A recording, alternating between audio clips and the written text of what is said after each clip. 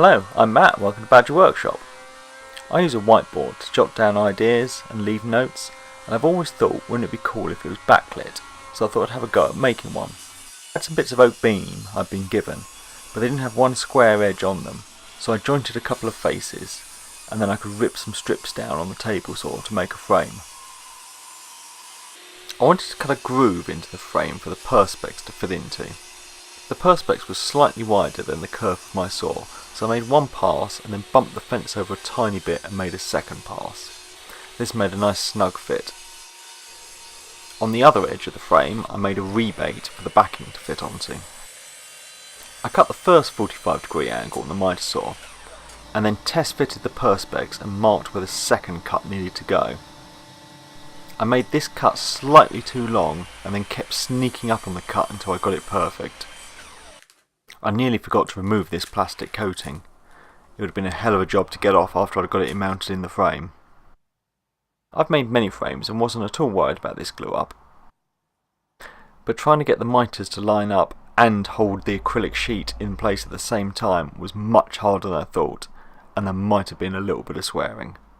But the beauty of video editing, I can cut it all out. Finally got it all clamped together and held in place with my Veritas clamp. This is a great purchase. I'm really pleased with how it works.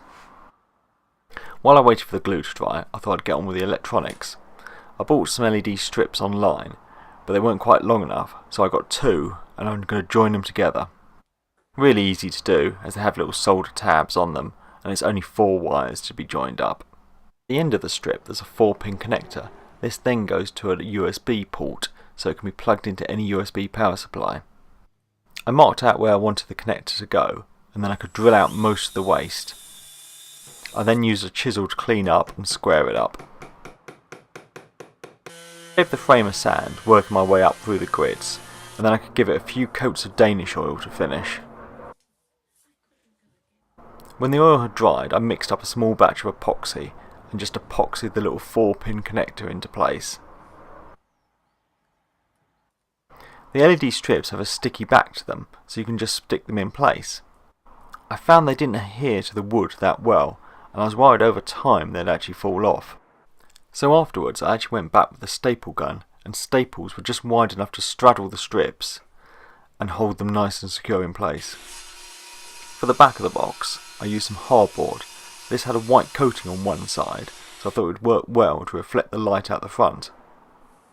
I had some little brass tabs used on the back of picture frames to hold the backing on, and then it'd be easy to remove the back if I ever needed to get to the electronics in the future.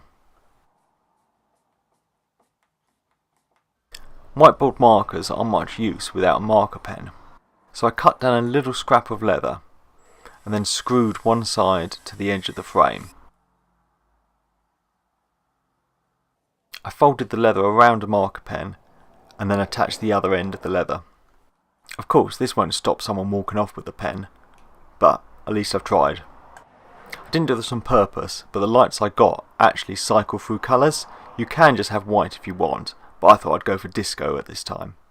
And that's it all done. No one's going to miss my notes again. Thanks for watching, and please subscribe for more videos.